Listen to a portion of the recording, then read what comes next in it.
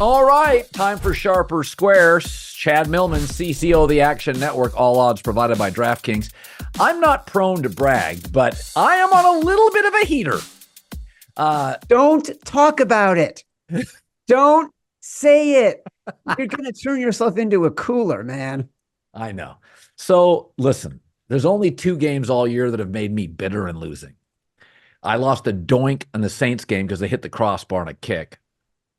And that Colts-Raiders game, you told me to stay away. I still contend this morning the Colts was the side. Whatever. You know what, though? Here's the good news. You and I were texting, and I was begging you to bet the Cardinals to be my betting buddy. And you did it. And it felt good, right? It felt great. But you know what's funny? Greg Cosell comes on my show, and I told Greg today, I said, Greg, I watch him play, and I'm like, there's not 3 of him on the planet. I like Kyler Murray. I don't care about his video games. I watch him. I'm like, I wouldn't want to tackle him. He's just great. He's just like, if you were in a schoolyard and you're like, who's the guy that nobody can tackle? You'd be like, that guy, him and Lamar. Like, I just like him. So, all right, let's start with this because it's a weird week. It's a bad week. You don't have starters. Who really cares? One of the things a sports gambler told me years ago, he loved betting March Madness. He goes, because everybody's in. There's no like, it's a long road trip like the NBA. He goes, NBA, you've got to pick your spots. March Madness, all games are true.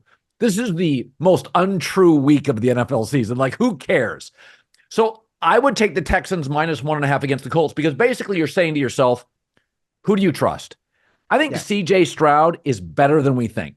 And I think we all think he's good. I'm going to take the Texans. I think CJ Stroud, I watch him play. I love his setup. I love his arm strength. I love his accuracy. I think he's sensational. I had no idea. His comp was Jared Goff. I didn't know he would be slightly better than Jared his first year. I thought comp is like he'll become. I'm like, he's Jared Goff with more of a power arm that moves better. So I like the Texans here, Sharper Square. Well, look, we discussed this exact game today, and for those who are listening for the first time on my podcast, The Favorites, we will do this segment where we do something called Sharp Calls. And we get calls, me and my co-host Simon Hunter, we'll get calls from professional bettors throughout the week who listen to our show on Tuesday. And then on Thursday, by Thursday, they've got opinions, and they will call us over the 48 hours between Tuesday and Thursday and give us their opinions. This game was completely divided. So the Texans opened as 1.5-point underdogs in this game Sunday night. I will tell you right now, it was the first game that I bet the Texans +1.5.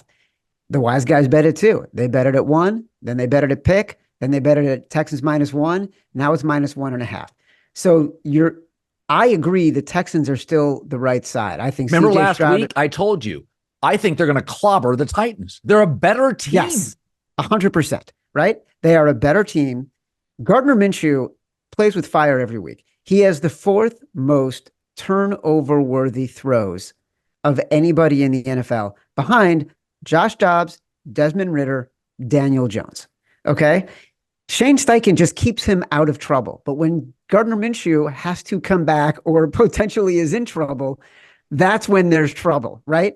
And so you're kind of betting on CJ Stroud to be better than Gardner Minshew. That's right. In a close game where every possession is going to matter. On the field, that's what you're doing. Totally sharp. Here's why the wise guys might not be on your side, and this is why this game was split and such a good debate today.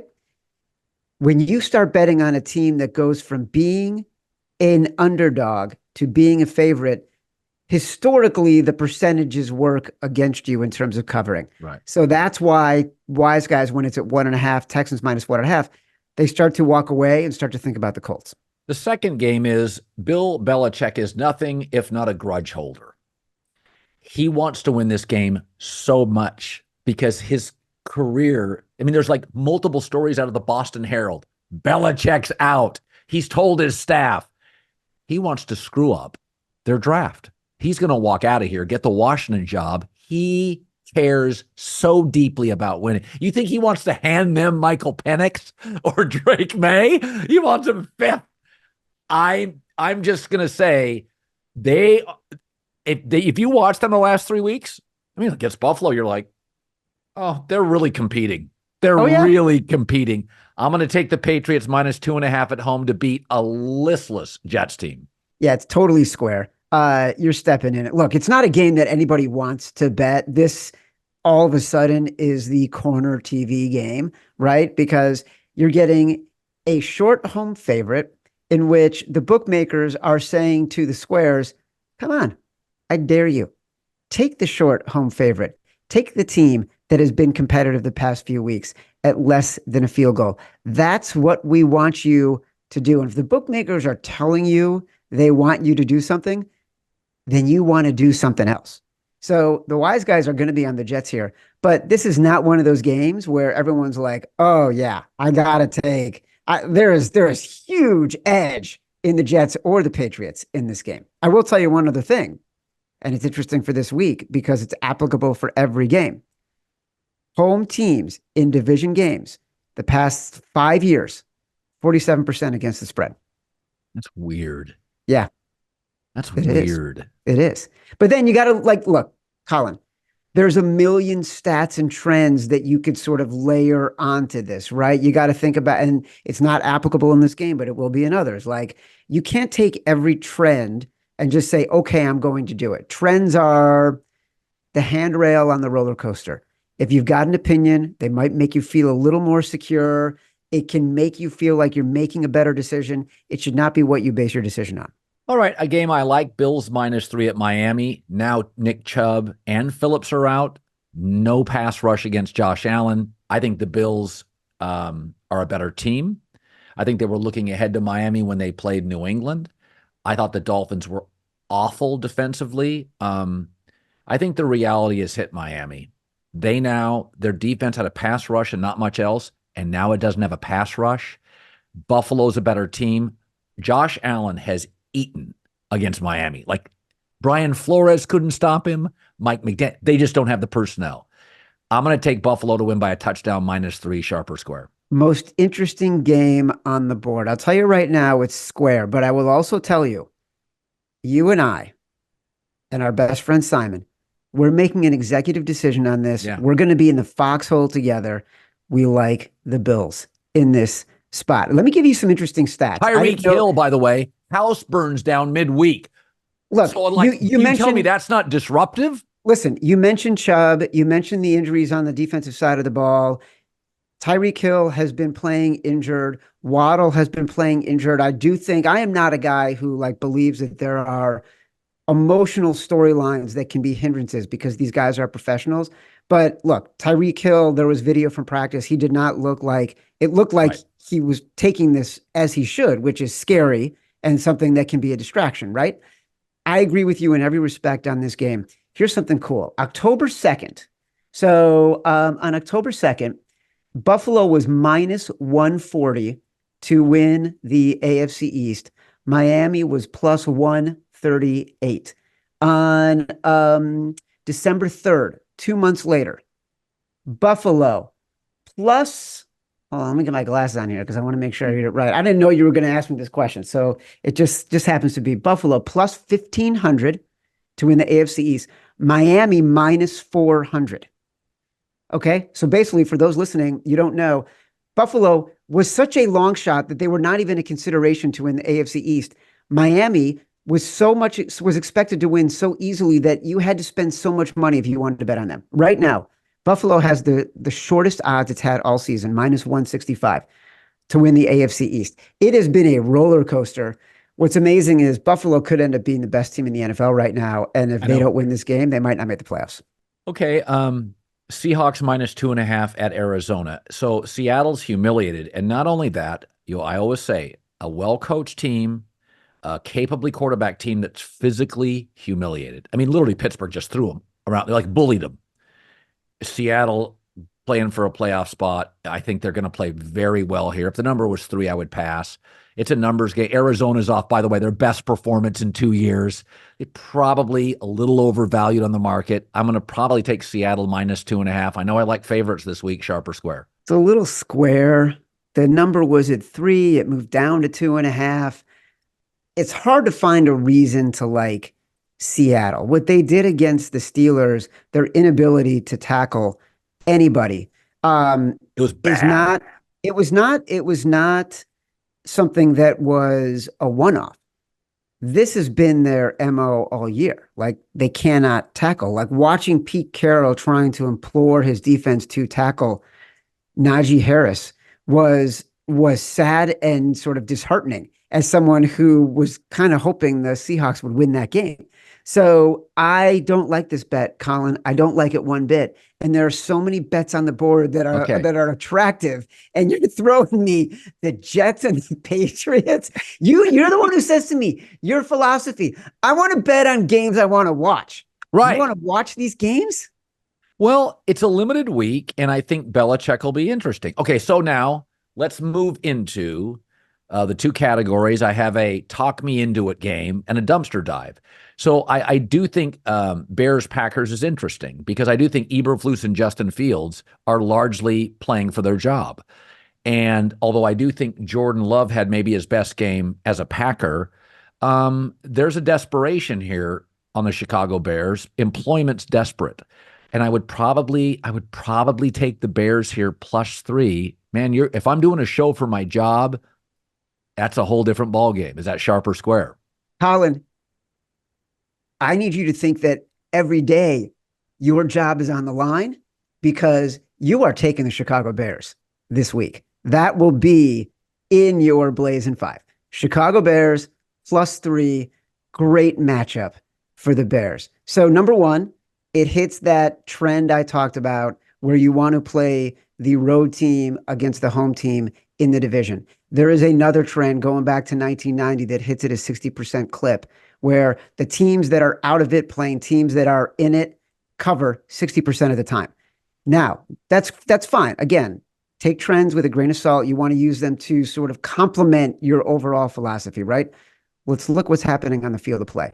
The Bears defense, since they got Montez Sweat, lights out. Not just like a For good the defense. record, it was remarkable to me to watch Chicago media crush their front office. Wouldn't you give up a second-round pick for a dominating defensive lineman? Dominating defensive line. I didn't understand. Like, Chase Claypool's different. There's a million receivers. There's 9 great defensive linemen in the league. A second-round pick? Great trade. Now, again, talk about sort of your job being on the line. The Bears GM, he made a great trade.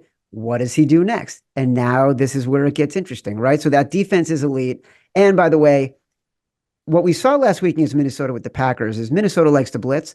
Jordan Love has 30 touchdown passes this year. He has been incredibly accurate and efficient against the blitz. So they were set up to get blown out. The Vikings were set up to get blown out in that game, no matter who is playing quarterback.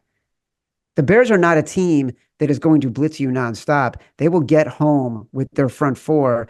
Their front four has also made their linebacking crew, especially TJ Edwards, much better. And don't forget, Jalen Johnson, he's a Pro Bowl cornerback, grading as one of the best cornerbacks in the league, according to Pro Football Focus. So their defense is stout right now. Now you got Justin Fields playing against a defense for the Packers that has truly been terrible. Forget about what happened on Sunday night, right? Forget about that. The Packers, since they beat the Chiefs, and by the way, they got a little help from the refs in that game. What did they do? They lost to the Giants, right? They gave up 30 points to the Carolina Panthers. The Carolina Panthers have not scored more than 3 touchdowns since October 15th, except for that game. This is not a good defense going up against a very good offense. A team in the Bears, 7-5 the past 12 games. Take the Bears. One more talk me into it. Arthur Smith coaching for his job, +3.5 at the Saints. It feels like to me the Saints are not. It's an offensive coach against the defensive coach. It's a division rival getting over a field goal. Atlanta, and I hate betting Atlanta. They have been an ATM machine my entire life. I just take money out and throw it into the wind. But it feels like Atlanta +3.5, although I think the coach is getting fired Monday's the play, sharp or square. Talk me into it.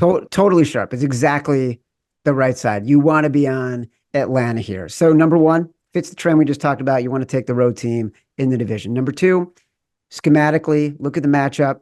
You know Arthur Smith is coaching for his job, right? Yeah. The Bucs lose. The Saints lose to the Falcons. They are in the playoffs. They win this division. What is Arthur Smith going to do? He's going to run the ball because that's where his best talent is. That is where he is most comfortable. That's where he can be most creative. Get it to Algiers. Get it to Bijan Robinson. Don't let this be a game in which the quarterback ruins it for you. The Saints running defense has not been very good. Dennis Allen as a favorite, one of the worst coaches the past 20 years. Derek Carr as a favorite. He has not been above 500 as a favorite since before Donald Trump was inaugurated as president in 2016. I'm not even kidding. Okay. You don't want to bet on the Saints as a favorite. Just walk away and bet the Falcons. Okay. Now we do a dumpster dive, but since most of the schedule's dumpster diving, yes. I want to end this week with Michigan and Washington. So I took Washington money line against Texas, and I took Michigan against Bama, went 2-0. I do think Michigan matches up much better against Washington. They don't give up cheap over-the-top touchdowns. And I do worry Kalen DeBoer is a remarkable coach with extra time. They don't have extra time. So now you've got to play back-to-back against a superior team. Washington heavily penalized. Michigan never penalized. The older team is Michigan. They're the better team. They have 7 blowouts. Washington just keeps winning narrowly. I'm a Husky. I'm bow down to Washington, but I think Michigan wins this game by a touchdown. I would swallow the 4.5. All odds provided by DraftKings, sharp or square. I don't have a strong opinion. I haven't gotten that much intel in the market of whether or not the wise guys are going to be on the Huskies or they're going to be on the Wolverines. I don't want to mislead you in any way with that. I don't disagree with your assessment. And look, I love this Washington team. Yeah. I went to Indiana. I'm a huge fan of Michael Penix. Like the only time we've been relevant since I graduated college was when Michael Penix was playing quarterback for half of 3 seasons because he couldn't stay healthy. I think the guy got job not getting the Heisman. You put someone with that record, those stats, the gauntlet of teams that he played in the SEC or the Big Ten or even the ACC, he's winning the Heisman hands down. I think he got robbed completely. But I do agree with you. Like this Michigan team, they are unafraid and they beat people up. And at the line of scrimmage, they are just so freaking physical. It is really daunting. And there is nothing like that in the Pac-12. And there is that is something that Alabama was used to seeing, like something, that combination of speed and physicality that doesn't exist in the Pac-12. So I do think that it'll be a quarter of Washington being like, oh, even on film, we thought it was different, but it's different when you're playing it. So I can't give you a specific side, but I do like your analysis. All right, my man. A lot you don't want to bet the Giants? You don't want to bet the Panthers? You don't want to bet the Titans? Ugh, gross. I will say this. I took the Giants against the Rams. You know, I've said this before. I think Tyrod Taylor is the best backup in the league. That's my opinion. So what's the number this week? The Giants were at 5.5. I like the Giants. A buddy of mine, we were talking about Tyrod Taylor, and he used a great analogy. He said, Tyrod Taylor is like getting 19 at the blackjack table. You're not going to get excited about it. You got a pretty good chance at winning, but there's still a chance you could lose, but you're comfortable with it. You feel like you got a shot. Yeah. I thought that was brilliant, and I'm stealing it, and I'm giving it to you, and I want you to steal it. It is exactly who Tyrod Taylor is. So I think, look, the Giants are more competitive with him.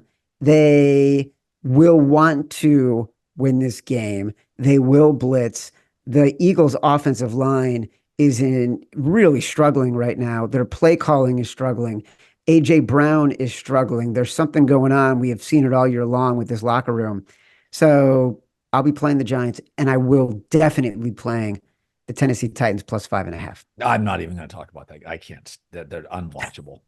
You can talk about Arizona and Seattle? Yeah, but I love Kyler Murray. So I love watching them play. I love watching Kyler Murray play. Love him. I really do. Connor's great. The running back, Kyler. I can watch them all day. Tennessee is like walking past the construction site. It's just loud, overbearing. I can't get out of it fast enough. It's just gross, clanking, nothing good about it. What about Minnesota, Detroit? That's another one. Oh, I stay away. Again, it's what's Detroit playing for? I don't like those. I don't like these games where I wouldn't be shocked. 2 series, Detroit leads 7-0, and they sit all their starters. They just wanted their guys to get practice. That's why you're taking Minnesota in that game. Ugh, Nick Mullins. Nick Mullins lit him up. Listen, Nick Mullins is the epitome of gambling. If Tyrod Taylor is comfortable 19, he's Nick a 14. Nick Mullins is hitting on 16. That is Nick Mullins is hitting on 16 when the dealer is showing 20. Like, you are just going for it. Yeah, but you know what? A 16 is in blackjack. You're embarrassed you're holding, but you know you have to, or the table disrespects you. But you literally feel like, I've lost all my testosterone. I mean, you literally, every time I have a 16, I'm like, you got to hit a 16. But you can't because you're being judged at the table by all the smart people. And that's how Nick Mullins plays. Yeah, I think he's a 12 is what he is. It's like you want to hit it, but not supposed to. Well, all right, fine.